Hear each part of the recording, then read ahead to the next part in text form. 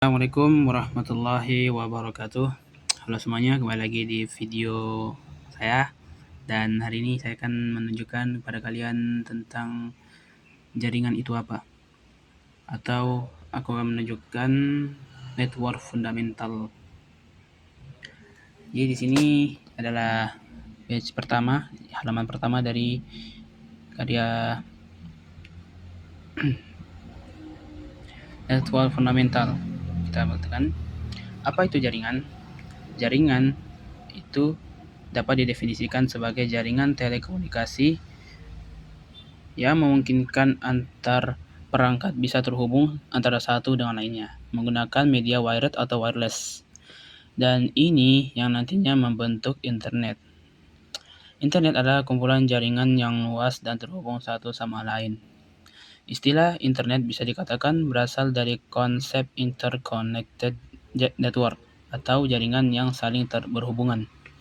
Jaringan komputer mirip seperti lingkungan sosial, di mana terdiri dari kumpulan orang-orang yang saling mengenal, secara reguler bertukar informasi dan mengordinasikan kegiatan bersama. Kenapa kita butuh jaringan? Asal mula jaringan komputer itu bermula dari kebutuhan untuk menghubungkan komputer agar dapat berbagi data dan sumber daya.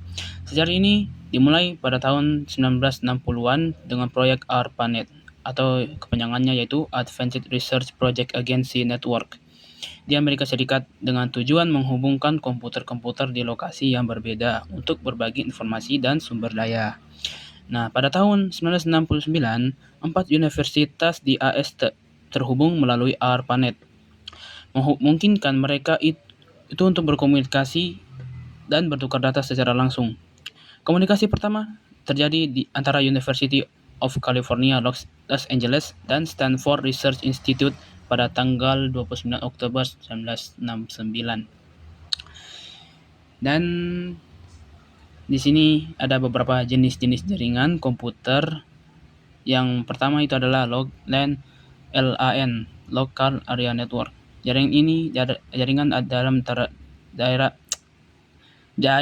dalam area terbatas seperti rumah, sekolah, atau kantor, dan kecepatannya tinggi dan biayanya murah.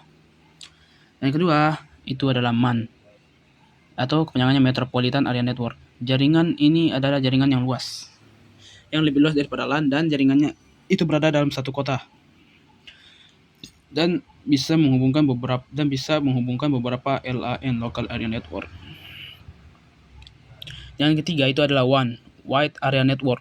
Jaringan ingin mencakup area yang sangat luas antara kota atau negeri. Dan contohnya adalah seperti internet yang kita gunakan sehari-hari, seperti Google atau yang lainnya. Dan keempat itu adalah Personal Area Network. Jaringan ini adalah jaringan pribadi dengan jangkauan yang sangat dekat beberapa meter. Contohnya seperti Bluetooth, hotspot pribadi. Iya, betul. Seperti ini. Yang ini.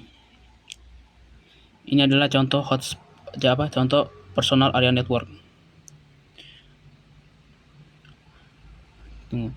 Dan yang terakhir itu adalah WLAN atau wireless LAN, versi LAN berbasis nirkabel, Wi-Fi. Dia mirip dengan LAN-nya, tapi dia versi wireless-nya. Dan dia fleksibel tanpa kabel. Berarti dia itu bisa diakses tanpa harus mencolok-colokan gitu, kayak wireless lah gitu. Dan sini di halaman berikutnya itu menjelaskan tentang oscillator model. Sebelumnya terdapat dua open networking model yang familiar dan tersedia yang saat ini, yaitu OSI model dan TCP/IP model. Dan sebelumnya juga kita sudah singgung bahwa saat ini yang digunakan hanya model TCP atau IP. Kenapa TCP atau IP? TCP/IP karena perkembangan protokol dan perkembangan model TCP/IP itu yang lebih dominan. Itulah mengapa semua vendor menggunakan TCP/IP model. Untuk saat ini, model yang sering digunakan hanya TCP/IP karena untuk dari sisi perkembangan protokolnya, modelnya TCP/IP lebih dominan dibanding OSI layer. Namun OSI layer biasa namun OSI layer biasa dipelajari karena mudah dipahami. Beda dengan TCP/IP. Sini Internet Protocol. Ya, ini di halaman ini menunjukkan beberapa IP address, mulai dari IP private, IP lokal, IP dan yang lain-lainnya gitu. Sini, bentuk IP address yang tadi kita bahas adalah IP version 4. Ia memiliki panjang 32 bit yang terdiri dari 4 oktet. Jadi ini bukan hanya IP version 4 aja, tapi ada versi 6-nya juga. Ia memiliki panjang 32 bit yang terdiri dari 4 oktet. Yang ini guys, ini contohnya. Contoh IP versi 4.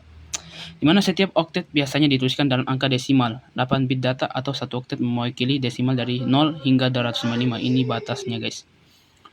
Misalnya 12.34.56.78 merupakan IP versi 4 address yang valid. Sementara 123.456.78.100 tidak, bukan.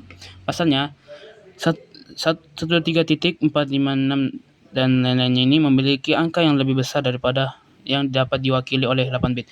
Format ini dikenal sebagai dotted decimal notation, alias notasi desimal bertitik. Nah, ini adalah penjelasan IP address public dan private.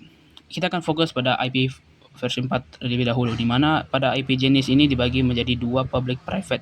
Singkatnya, IP public merupakan IP yang digunakan di internet dan bisa diakses dari mana saja. Jadi misalkan kalian mengakses facebook.com, youtube.com, dan yang lain sebagainya, maka secara tidak sadar kalian sedang mengakses IP publik masing-masing yang dimiliki oleh mereka. Nah, sini akan tunjukkan IP dari beberapa web yang terkenal. Kita isi di CMD aja. Kita ketik nslookup, misalnya google.com. Nah, di sini kalian akan melihat beberapa IP dari Google, mulai dari IP private. Ini sebenarnya IP versi 6 nih. Tapi inilah beberapa IP yang dimiliki Google, dan ini bisa berubah-berubah IP-nya, nggak harus sama, karena dia memiliki IP yang begitu banyak, karena dia adalah web besar, web yang seperti bosnya gitu lah. IP publik adalah alamat IP yang digunakan di jaringan internet global dan bersifat unik sehingga dapat diakses dari luar jaringan lokal. IP ini biasanya dipakai untuk server website atau perangkat yang perlu diakses langsung melalui internet. Sementara itu, IP private alamat IP yang digunakan dalam jaringan lokal seperti rumah, sekolah, atau kantor. IP ini tidak dapat diakses langsung dari internet dan biasanya digunakan untuk perangkat internal seperti komputer, smartphone, dan printer. Oke. Nah, ini adalah beberapa aturan komunikasi jaringan komputer. Yang pertama, message encoding. Yang kedua, message size, message formatting and encapsulation, message timing, message timing, dan message delivery option. Kayak gini. Dan masih banyak lagi, guys. Oke. Ini akan memperlihatkan saja. Dan ini adalah keahlian infrastruktur engineer atau beberapa kayak seperti syarat gitu. Yang pertama gelar sarjana, yang kedua memahami tentang IT, yang ketiga memahami bahasa pemrograman, yang keempat memiliki sertifikat, dan yang lain-lainnya gini. Ini adalah keahlian infrastruktur engineer, keahlian dari infrastruktur engineer. Dan mungkin ini syarat-syarat untuk bisa menjadi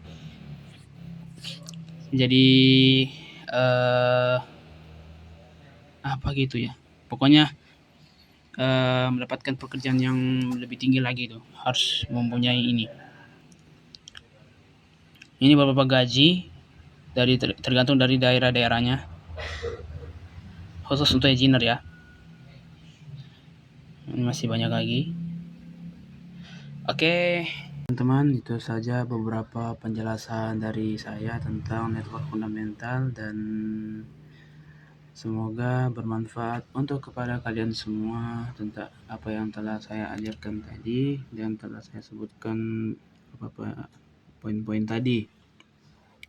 Oke, itu saja dan see you next time. Assalamualaikum warahmatullahi wabarakatuh.